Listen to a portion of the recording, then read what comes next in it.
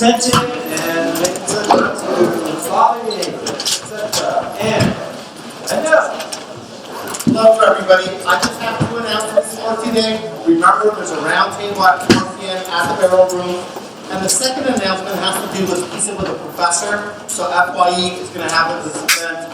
Pizzas for all of us, drinks, and just having sort of end of the day kind of semester end of the event for all of us who actually come and enjoy. So please come to that event December the 8th, and this will be scheduled for 5 p.m.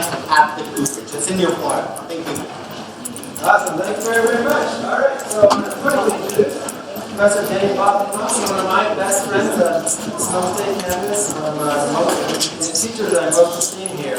Denny attended a small Quaker liberal arts school in Richmond, Indiana, where, as he likes to put it, seminar and consensus were a campus way of life. He has been teaching at Snow State University since 1990 in a variety of subjects. You might find him in English or philosophy, where he teaches a lot of critical thinking, or the humanities, or the War and Peace lecture series, or the Great Book series, or in public speaking, or in the intensive learning experience, or in the genocide Holocaust studies. He's probably been chosen as an outstanding faculty member for promoting academic excellence, supporting students outside of class, and encouraging student achievement. He's also, personally, this means a lot to me, he's also extremely active in the community of people who are supportive of people who struggle with mental illness. And you might wish to know that he has put out 2 CDs of his own music, who's a wonderful musician, guitar player, and singer. And the proceeds of all that work, I love it, my son and I love his music. The proceeds of that have all gone to this in support of the community of mental health caregivers and sufferers. So I think that's just great. So Professor Denny Bozman-Moss.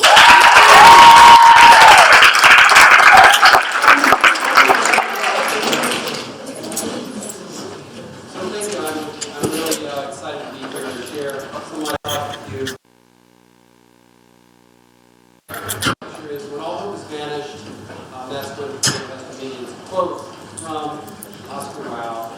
And my thesis is that Oscar is on a hero's journey, and just as each one of us in this room is on our own hero's journey. And, you know, this is something that comes from 20,000 Faces, written by Joseph Campbell. And George Lucas said he could not have written or produced Star Wars without Joseph Campbell's ideas. So part of what this is all about is Oscar's journey, and part of my thesis is that Yvonne not only loves Oscar, but she also opens up Oscar to Paulo Coelho's wisdom. She keeps Paulo Coelho's books under her bed, as you remember, and she tells Oscar that Paulo Coelho saved my life. How many of you have read The Alchemist?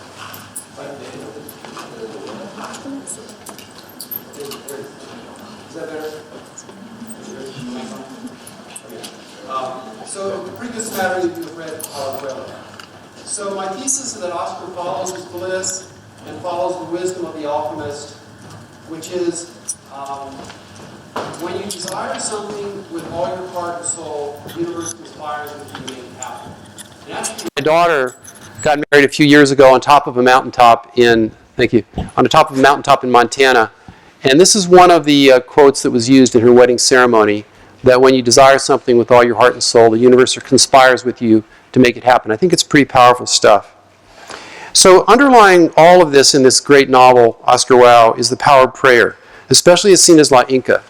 And the power of prayer to help Oscar and Belly and everyone on the Inca circle to achieve their goals and to have their prayers answered and even to achieve the impossible. And so La Inca's prayers, my thesis asserts, translates into magic realism. And the magic realism, which I'll explain more of later, of the golden mongoose and hearing the angels and smelling the burnt cinnamon. And the combination of all this makes Oscar a hero in the fantasy and science fiction sense of the novel. And so finally, I think Oscar, as you know, has the courage to find love, and even though it means certain death. How many of us in this room would face up to someone like the Capitan to be with our love? And so this is a little bit about where we're going, and part of what I want to do today is help make this novel come alive for you. And as part of that, I have a video here for you. A couple years ago, I lectured on this novel, and a former student of mine named Gabe Francisco, who has a degree in dance from Sonoma State, and he's now an internationally famous hip-hop dancer, came and he danced a scene. It was called, if you have your books, it's on page 167 and 168. Gabe Francisco is dancing the beatdown scene. So this is where Junior is feeling pretty tough. It's in the middle of the night in the city. He walks across his street through this crowd of tough kids who beat him up. And so here's Gabe dancing that scene. So if we get the lights down a little bit. And so sound up. We're going to be watching Gabe Francisco dance the beatdown scene.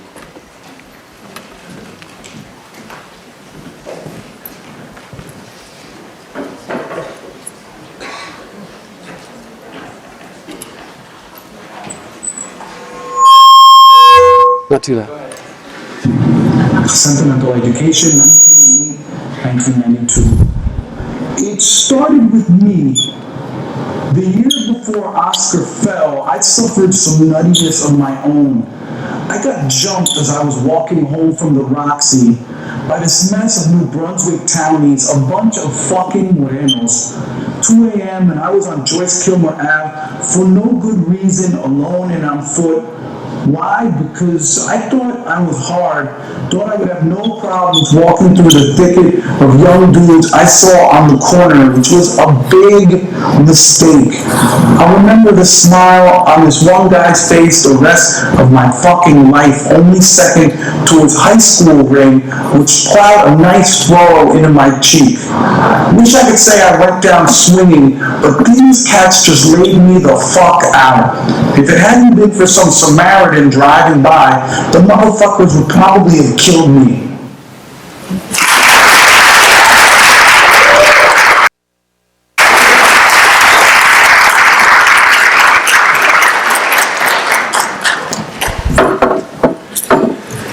So we wanted to choose a hard-hitting quote, something I felt I could connect with as a dancer. We also took into consideration some of Oscar's younger life quotes, but this one struck a chord with me choreographically, artistically. And then it's a really powerful moment for this character in the book. So that's a little bit of Gabe Francisco, and if you like his dancing, that's his website, and he does some pretty cool stuff. And maybe I'll bring him here again this next semester if we can.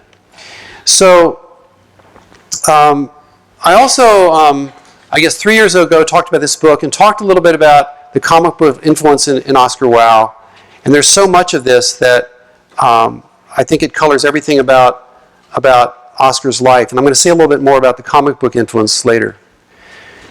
So in an effort to further bring Oscar alive, here is a pretty famous actor, Elvis Navasco, who is acting out some scenes of when, first of all, when Oscar, he's trying to get Oscar into shape, and then later when Oscar tries to kill himself, and how he's named Wow. So hopefully you'll enjoy this also. The lights could go down a little bit again. So what happens at the beginning of October? What always happens to playboys like me? I got bopped. No surprise given how balls out I was living. Wasn't just any bop either. My girl Sorayan found out I was messing with one of her hermanas. Second time I've been caught in 2 years, a record even for me. Sorayan went absolutely nuts. Attacked me on the E-bus. The boys laughing and running, and me pretending like I hadn't done anything. Suddenly, I was in the dorm a lot, taking a stab at a story or two, watching some movies with Oscar.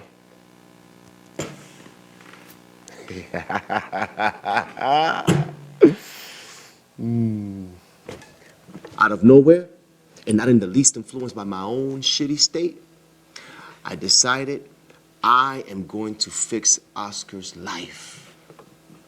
One night, while he's moaning on about his sorry existence, I say, "Do you really want to change it?" Of course I do. But nothing I've tried has been ameliorative.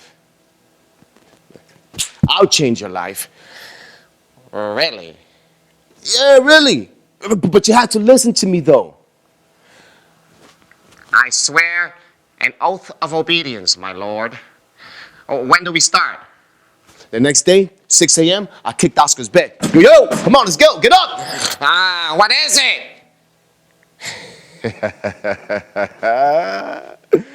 Nothing much. Just the first day of your life. I really must have been in a dangle over Sarian, which is why I threw myself something serious into Project Oscar. I have Fat Boy like Master Killer in Shaolin Temple. I'm on his ass 24/7. I get him to start watching his diet and stop talking crazy negative. I am ill-fated. I am going to perish a virgin. I am lacking in pulchritude. Positive thoughts, I'd say. Positive thoughts, motherfucker. I even bring him out with me and the boys.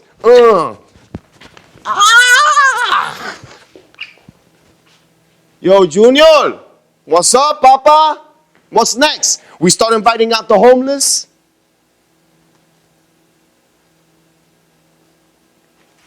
But my biggest coup of all, I get dude to exercise with me.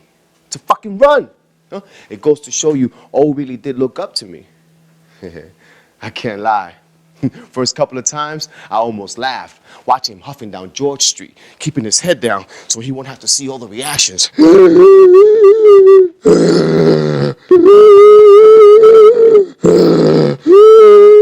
Hey, fat ass! And the best one I hear, look, Mom, that guy's taking his planet out for a run. Dude is not into it at all. He starts getting up at 5, so he's already at his computer when I get up. Can claim that he's in the middle of this amazingly important chapter. Write it later, bitch!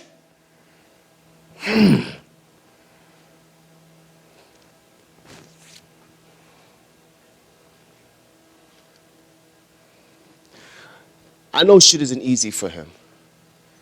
I see how it is. You think people hate a fat person? Try a fat person who's trying to get thin. Okay. People suck. But what were his options?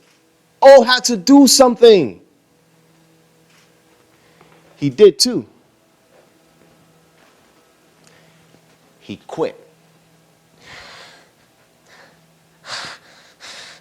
I will run again. No more.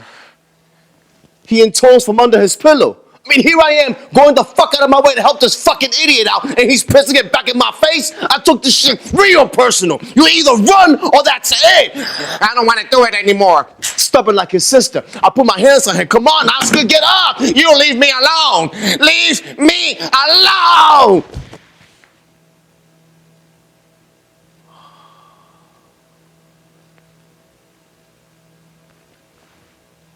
Actually shoves me.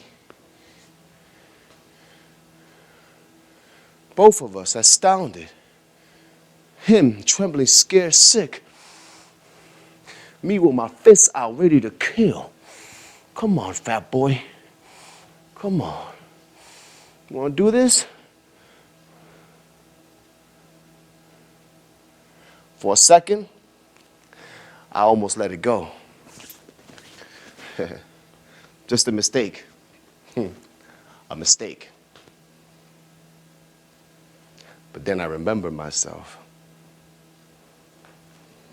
So I pushed him with both hands. Ah! He flies into the wall hard. Dumb, dumb, dumb.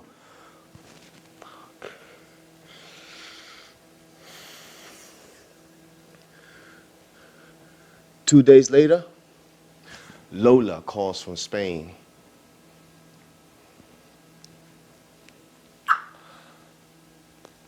What the fuck is your problem, Junior?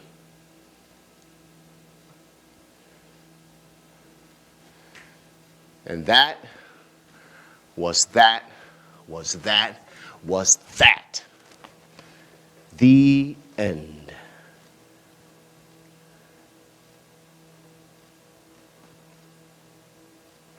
Halloween, he made the big mistake of dressing up as Doctor Who.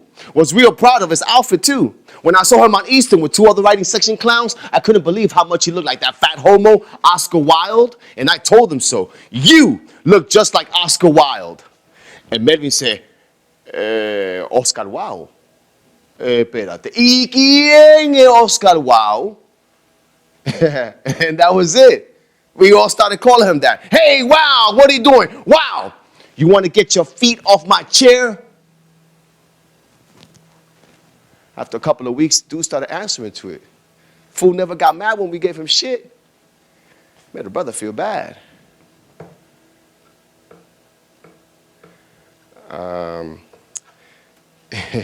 You know we were just kidding, right, Wow? I know. So, we cool? We're cool.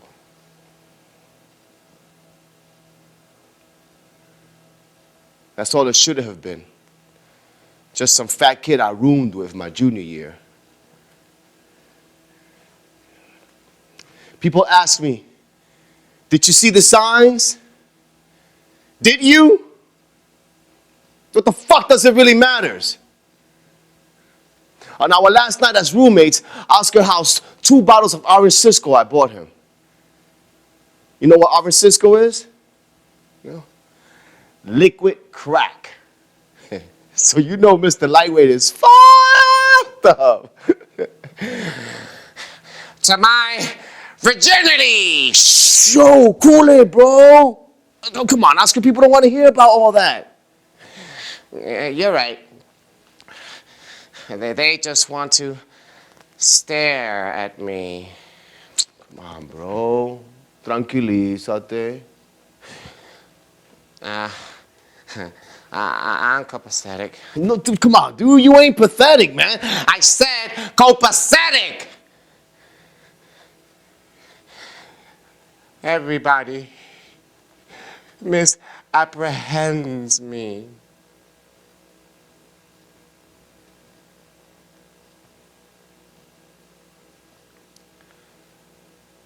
I guess I should have stayed with him. Should have sat my ass in that chair and told them the shit was going to be cool. But it was our last night, man, and I was fucking tired of him. You know, I just wanted to fuck silly this Indian girl I had on Douglas, smoke a joint, and then go to bed. Fare thee well, he said as I left. Fare thee well.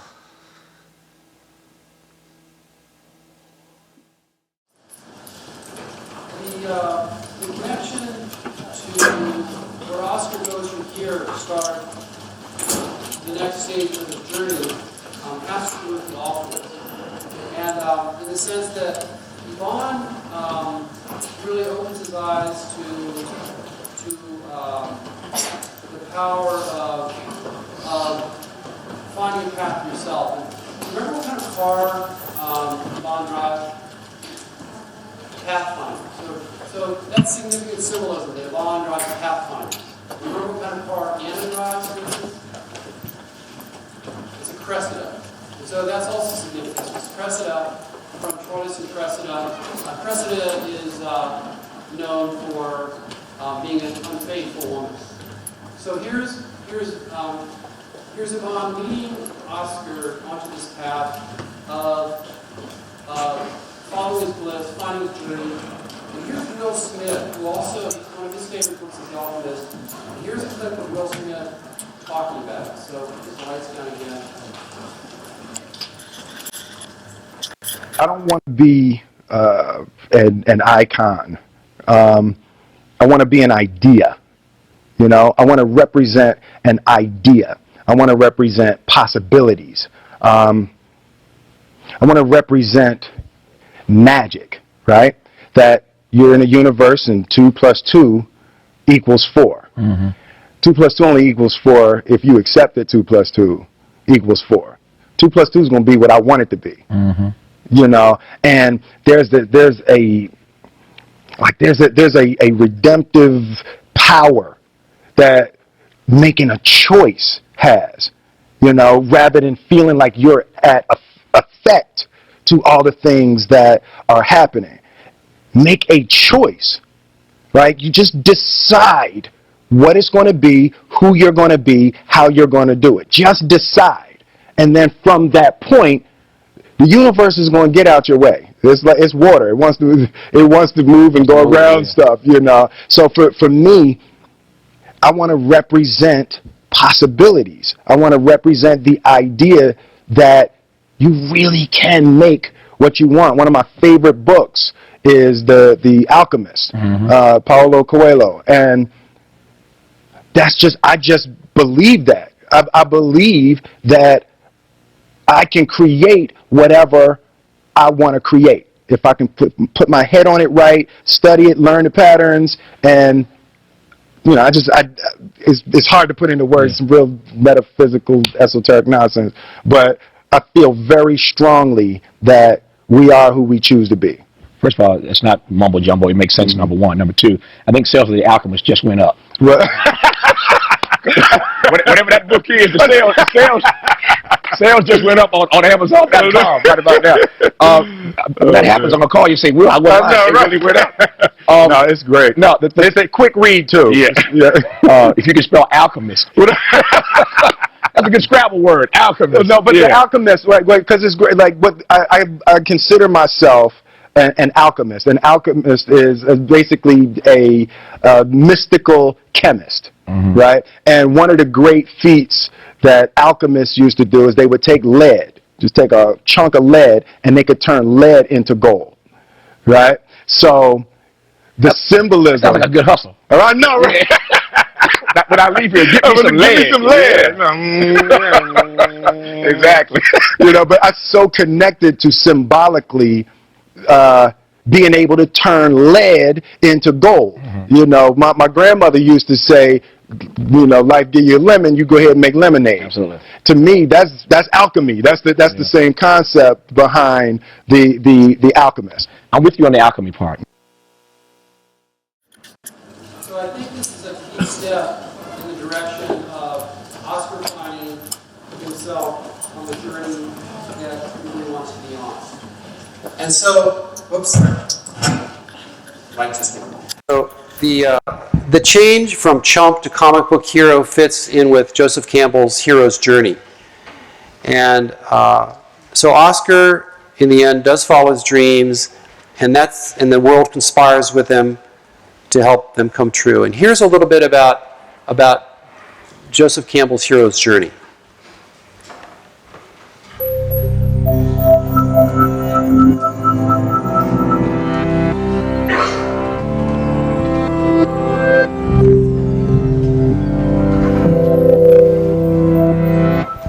What do Harry Potter, Katniss Everdeen, and Frodo all have in common with the heroes of ancient myths?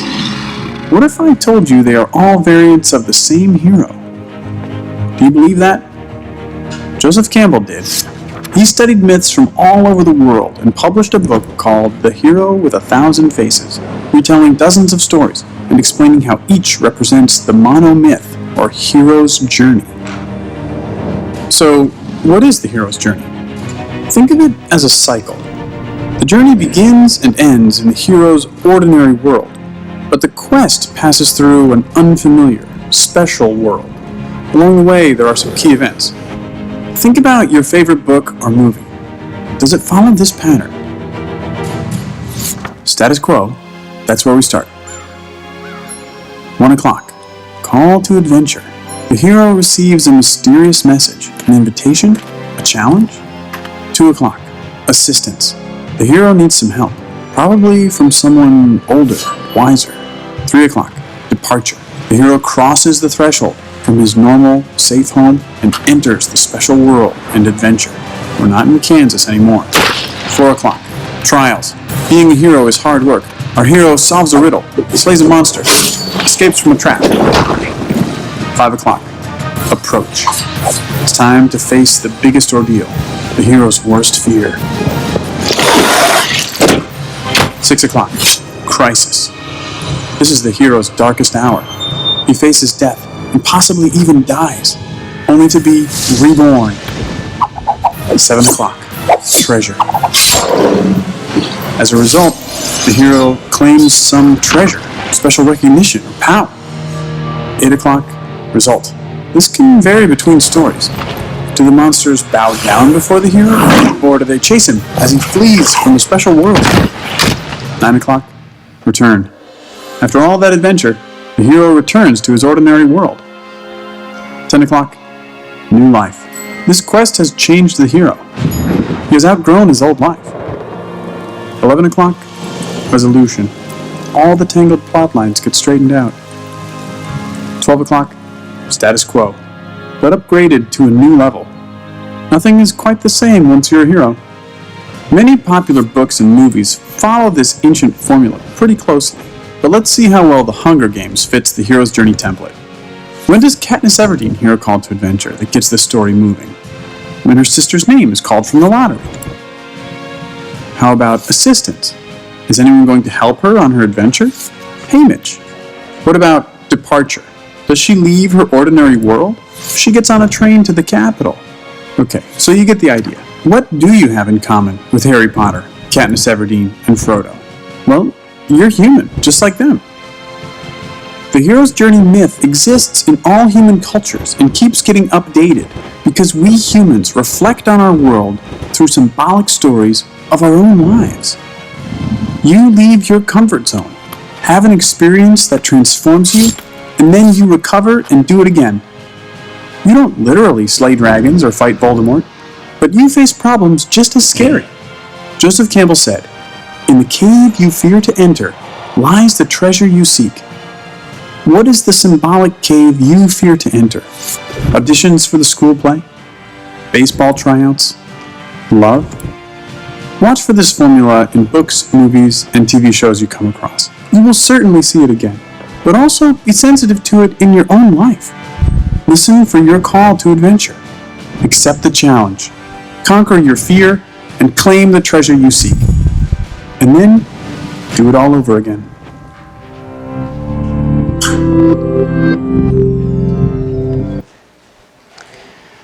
So I think that this is a really inspiring way to look at not only our own lives, but at this novel.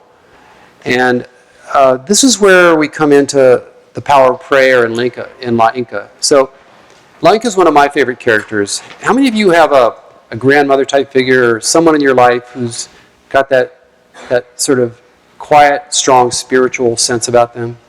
Okay, I see a lot of hands go up. So La Inca is a real key to Oscar's transition, and I think the power of prayer is a big part of his journey. So, for instance, when some of her power is seen, for instance, when Belly is taken and beaten, and here Junot Diaz writes, "Let me tell you, true believers, in the annals of Dominican piety, there's never been prayer like this. The rosaries cabling through La Inca's fingers like line, flying through a doomed fisherman's hands, and before you could say, 'Holy, holy, holy,' she was joined by a flock of women, young and old, fierce and mansa, serious and alegre, even those who had previously bagged on the girl and called her whore, arriving without invitation and taking up the prayer without as much as a whisper. In no time at all, the room was filled with the faithful and pulsed with a spirit so dense that it was rumored the devil himself had to avoid the Sur for months afterward. To exhaustion and beyond, they prayed." So La Inca had that power, and again,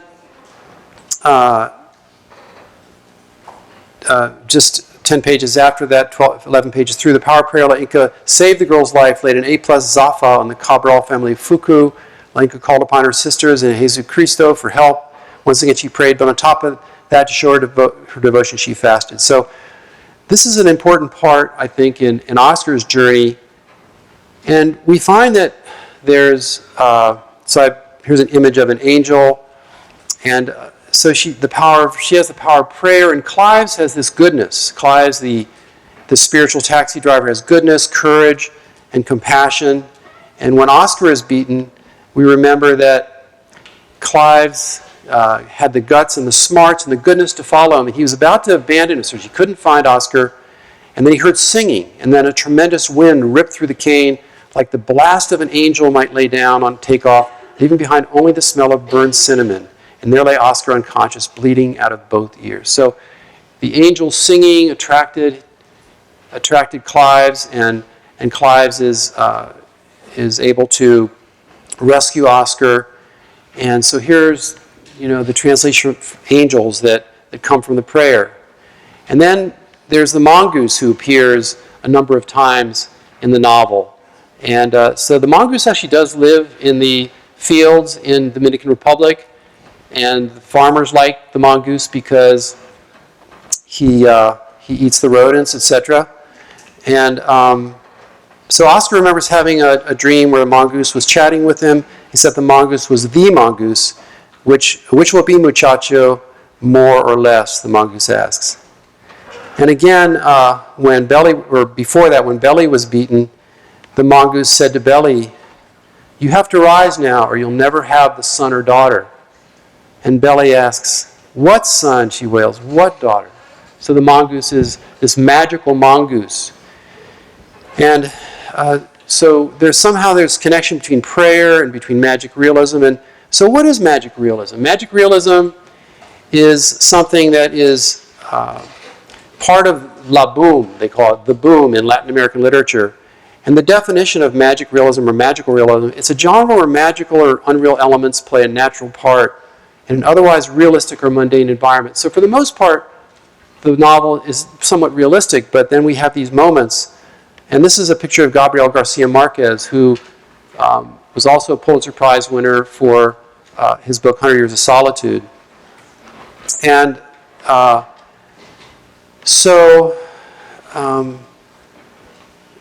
an example from Garcia Marquez's book is there's one of his short stories, there's a senator, middle-aged senator who's having an affair with a younger woman, Laura Farina.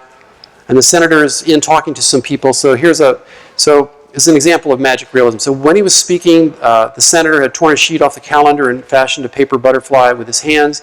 He tossed it into the air current. Laura Farina saw the paper butterfly come out the window. After a few turns, the large lithographed butterfly unfolded completely and flattened against the wall and remained stuck there. Laura Farina tried to pull it off with her nails. It won't come off. One of the guards replied, "It's painted on the wall." So here's a piece of paper that is flying around, sticks to a wall, and then it becomes a mosaic as part of the wall. So that's not unusual in the literature of Latin America. So there's also, besides all the angels and the magical mongoose and stuff like that, there's evil. There's the faceless evil. So, any of you recognize this figure? What's that? Yeah. So this is just something I picked up from Pan's Labyrinth. And there is a connection between the evil and the faceless man. He conveniently shows up every time there's something extremely violent about to happen. For example, when Belly is being kidnapped. So whenever something evil is about to happen, there's this faceless person there that's not doing something to stop it. It's almost as if you could see the faceless people there during the Paris attacks recently. But that's Junot Díaz's way of expressing through magic realism. But this evil, I know I'm running out of time, also has, in the Dominican Republic, also has a very clear historic basis. There was a lot of evil, as you know. The Mirabal sisters, in fact, historically, were murdered for defying Trujillo, and there's a movie, In the Time of Butterflies, with Julia Alvarez, that looks at that evil.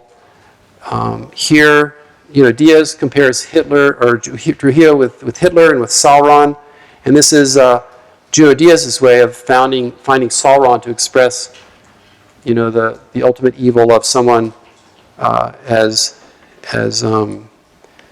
corrupt as Trujillo. So there is obviously a lot of, and again, some of these other historical aspects of the evil. When the Spaniards offered to save her life, Anacona, they asked her if they would offer to spare her life if she would marry one of them, and she supposedly says, "White man, kiss my hurricane ass," which is just a quote from the novel. And then again, similarly for Hatui, is a king who flees to Cuba to avoid Columbus, but now the only reason we hear about him is because he's on a beer bottle. But so there's a lot of evil that underlies the this world. So comics, I think, are obviously a big part of the Junot Díaz universe. And how many of you have seen this video about geeking out with Junot Díaz? Have any of you seen that? Okay, a couple sections have. A lot of you haven't. So here's Junot Díaz talking about his connection with comic books and what all this means to his sense of reality.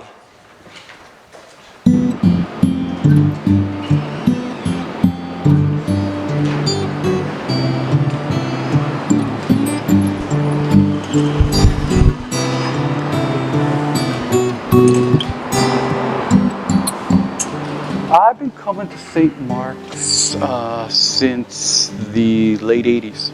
This was for like a kind of a young nerdy kid like me. This was one of the stops.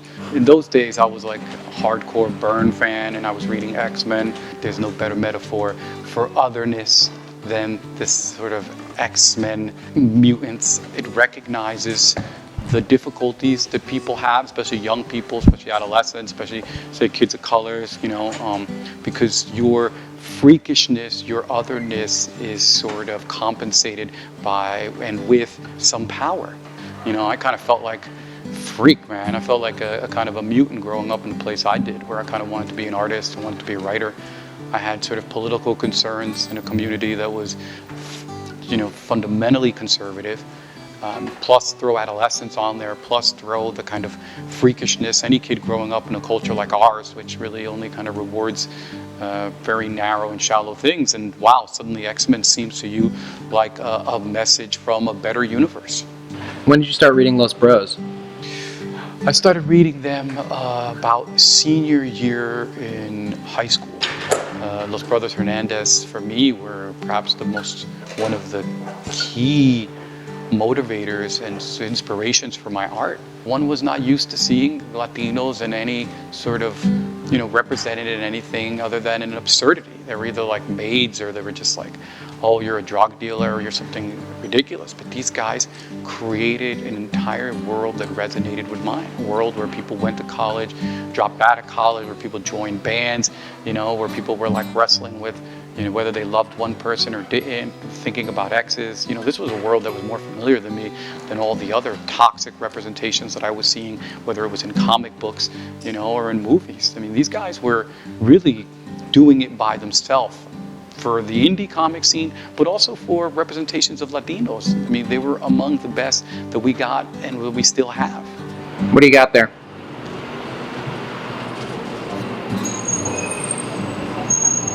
Haven't read it. Tell me about it. This is Jeff Smith, man.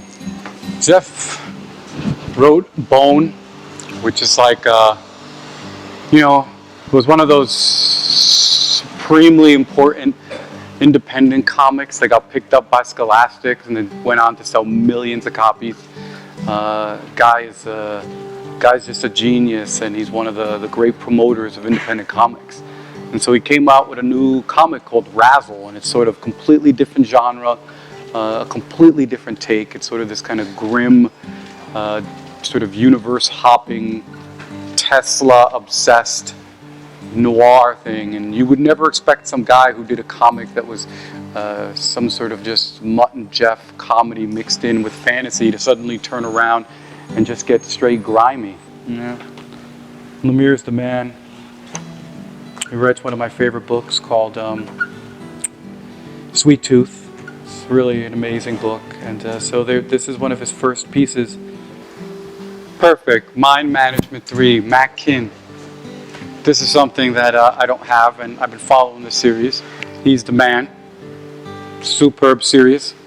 Kind of a psychic X-Men type thing, but written in the usual Matt kind style.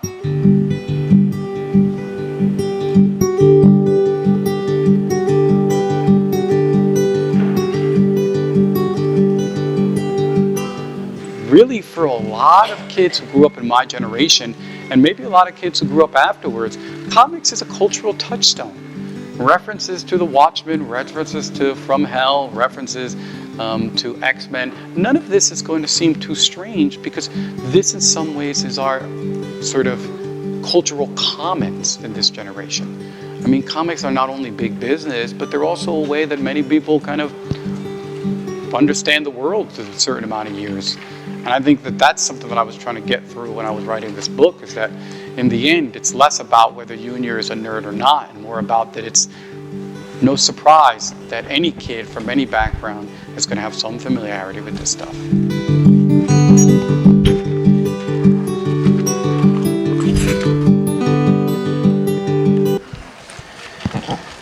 So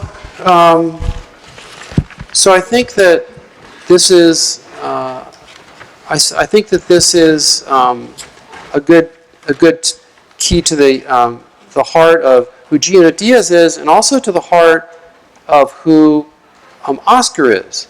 These comics, these movies. Zardoz is one of the movies that's mentioned over and over as one of Oscar's favorites.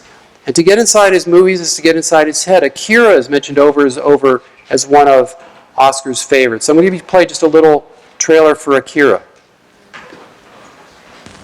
Neo Tokyo is about to explode.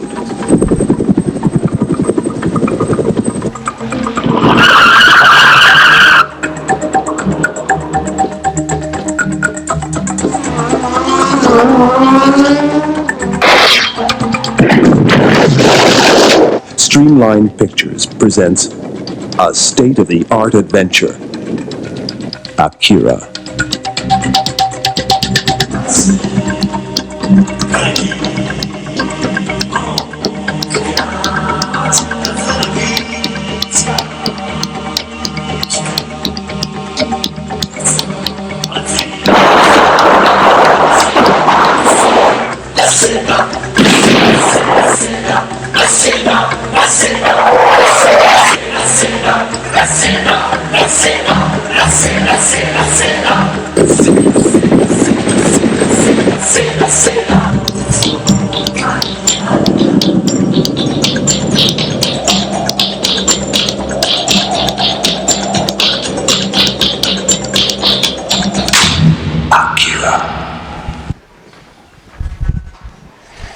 So I think that, I know we only have about 3 or 4 minutes left, but I think that if you get into Batman and Virus or some of his other movies, Point Blank is one of his favorites, and then the critical response is kind of amazing. This novel has been voted the #1 novel of the 21st century. So there is a lot of interviews, a lot of critiques that if I had more time I'd get into. The New Yorker, and then coming back to The Power of Love, which I think is and some of the cultural aspects of that. And so my conclusion is that my thesis is that Oscar is on his own hero's journey. It's an archetypal hero's journey that Joseph Campbell writes about in Here with a Thousand Faces. And in addition, Eban introduces Oscar to Paulo Coelho's wisdom, and Eban keeps Coelho's book Alchemist under her bed. Oscar then follows his bliss, which is Joseph Campbell's term, and soon Oscar realizes Coelho's wisdom, which is when you desire something 100% with your whole heart and soul, then the universe conspires with you to make your dreams come true. And the key to the thesis is that underlying everything in the brief, wondrous life of Oscar Wilde is the power of prayer. As we see in La Inca, and the power of goodness, as we see in Clives, the spiritual taxi driver. And prayers translate into magic realism, the golden mongoose, and the angels singing, the smell of burnt cinnamon. And Oscar, like the true superhero he is, goes after his lover Eban, even though it means certain death. And this is what makes Oscar's life wondrous. In the face of evil, Oscar risks his life to follow his heart, to find love with Eban. And the universe conspires with him to give him the courage to stand up to evil, the evil Capitan, and to consummate his love with Eban. And so in this way, I think Oscar's life is wondrous.